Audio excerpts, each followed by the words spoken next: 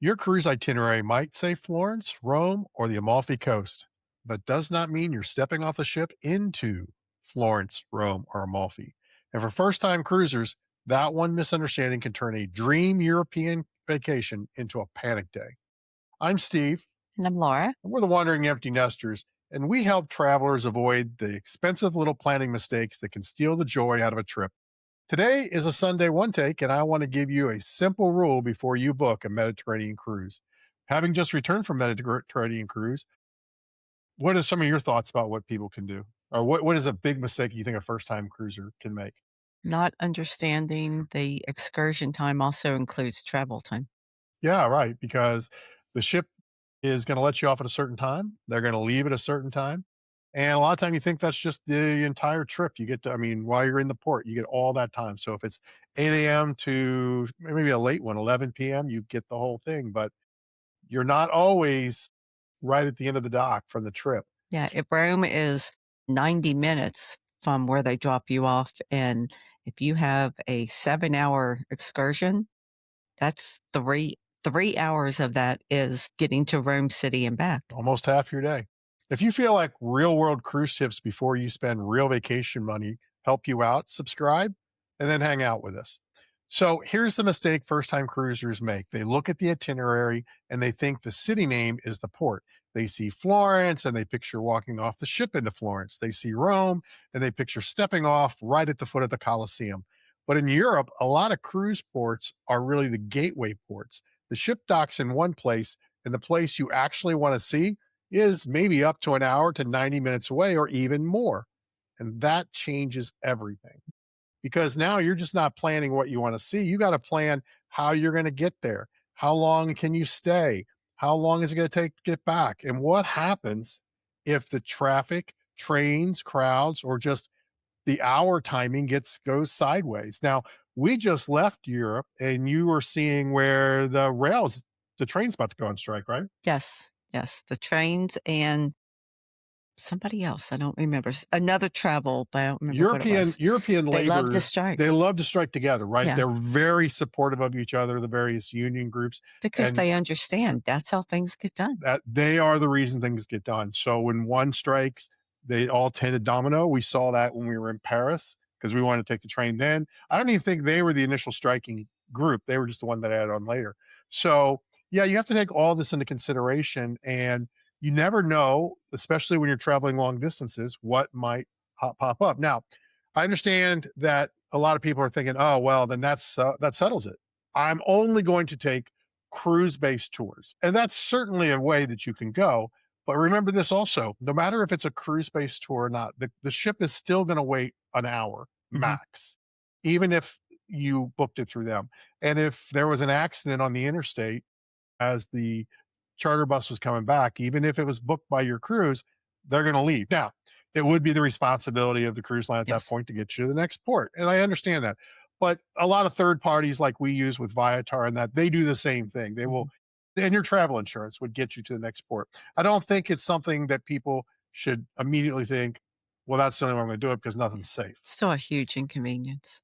Well, it is I mean, you mean the Missing the ship. Oh, well, sure. I mean, Yeah. anytime you miss the ship, that's gonna be a cruise or a trip, milestone, Interrupter. right? That interruption, that's gonna be something you're gonna remember forever. You never want it to happen, but if it does happen, there are methods that you can go to. I just don't want people to think that we're starting off here and saying only to the cruise port because that's the cruise tour is so limited. We've talked about this before. Mhm.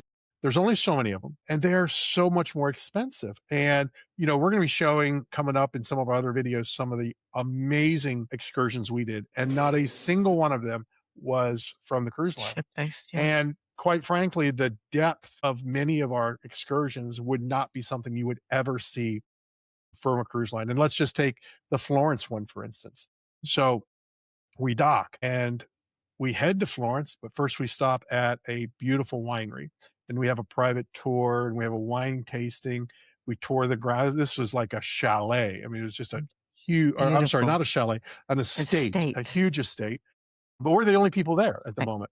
We have a wine tasting. We have an olive oil tasting, which was new to me Yeah. and it was quite fun. We'll talk about that. I'm going to get too in depth to it. But that was just part one. And for a lot of people, that would be the whole day. Yeah. If you were doing And it would have been a wonderful day. it would have been a fabulous day, but on a cruise excursion, that would have been all you would have done. So from there, though, we go to Florence.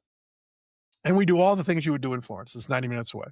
Now, Florence is one of those ports where you're going to be in from early morning till late at night. So you feel like you got enough time, but you've got to plan it right. Right. And you've got to be able to look at all the ins and outs of what's going on.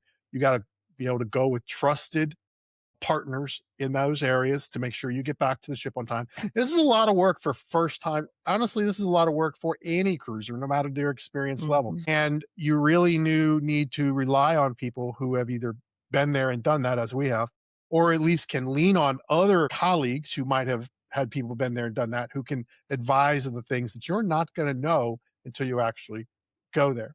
So we spend the whole day in Florence. We leave Florence, and then we have the wonderful dinner at another winery, again, private, on our own.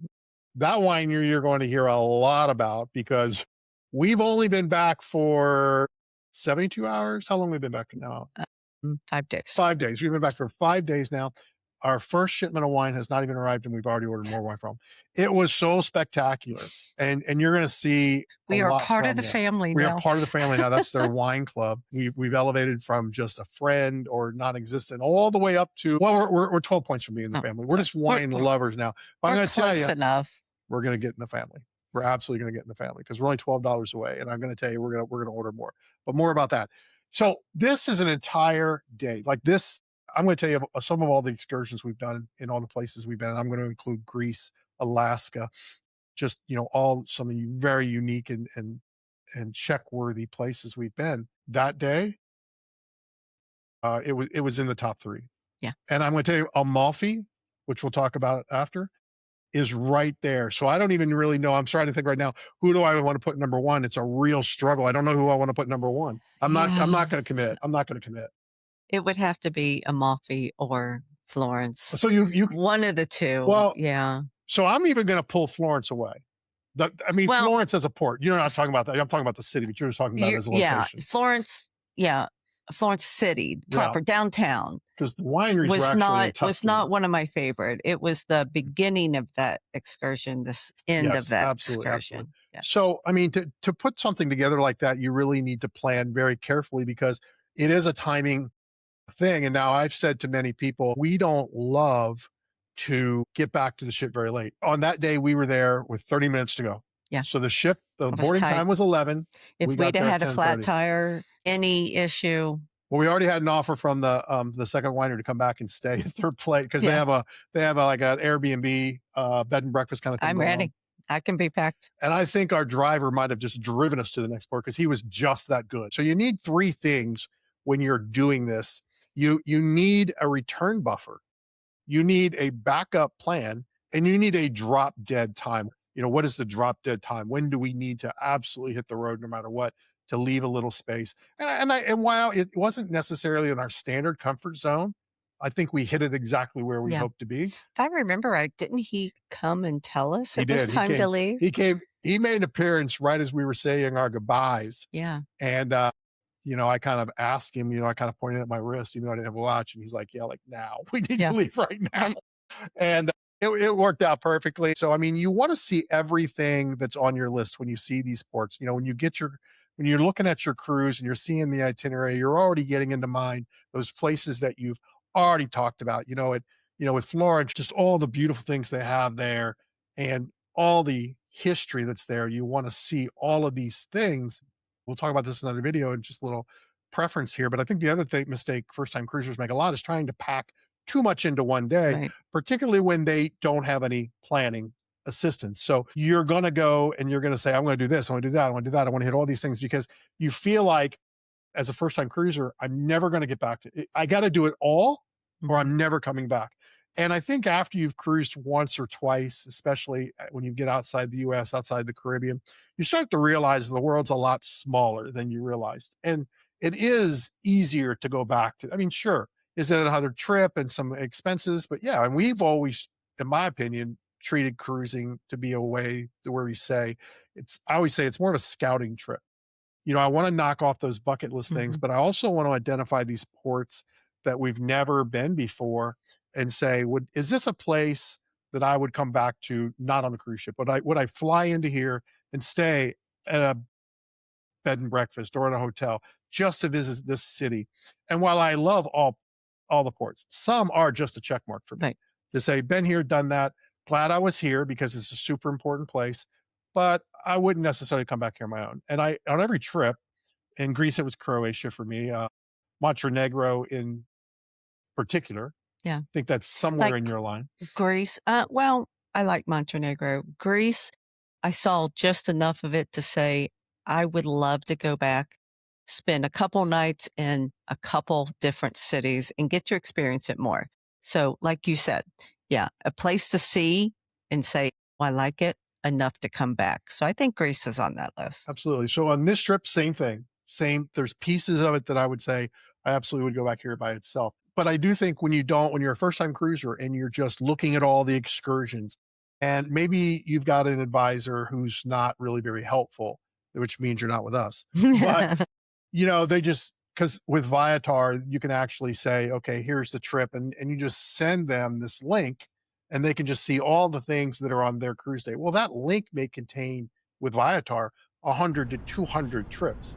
And that by itself is overwhelming to a person. So you just start picking things without thinking about, when does this excursion occur? When does it end? When do I have to be back to the trip? What's Right. the travel time? And again, what's your backup plan? How much buffer are you leaving? And what is the drop dead time to leave when you have 90 minutes? Once we got to our dinner, we still had another 45 minutes to an hour, somewhere in between there, to get to the ports. When we planned that, we planned it to say, we're going to leave Florence and we're going to go to a beautiful winery to have a dinner somewhere in the middle, not further on and adding on more time. We're calculating our total time Yeah. and chopping it down as we go.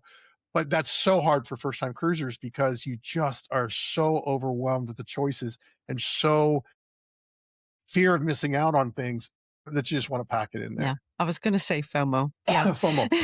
So, we'll pick, that's one of the top 3 things people do. We'll look at that in another one, but this is one of those places a travel advisor can really help you, because we're not just looking at a pretty tour description. We're looking at the port times, the drive times, pickup locations, how reliable the transportation is, and whether a cruise line excursion gives you more protection. Because I'm not saying we would never advise a cruise tour, depending upon cost, location, availabilities. There are times where they do fit. So let me say very clearly, the goal is not to scare you away from exploring. The goal is to help you enjoy the day without staring at your watch the entire time, because that just distracts from what you're trying to experience. So before you book that dream European excursion, check the report, check the distance, check the return plan. And if it feels tight, don't ignore that feeling. Your gut's trying to tell you something. Well, let us do it for you. Or let somebody experience do that for you. Remember, travel advisors don't cost you anything. It's already been paid for, whether you're booking it on the site on your own or you come through a travel advisor, that is already taken care of. If you're looking at a Mediterranean cruise, comment med below. Which of those 4 do you think would make you most nervous? Time back. No, I mean of the ports. Florence, Oh, Rome, Amalfi, Barcelona. Rome.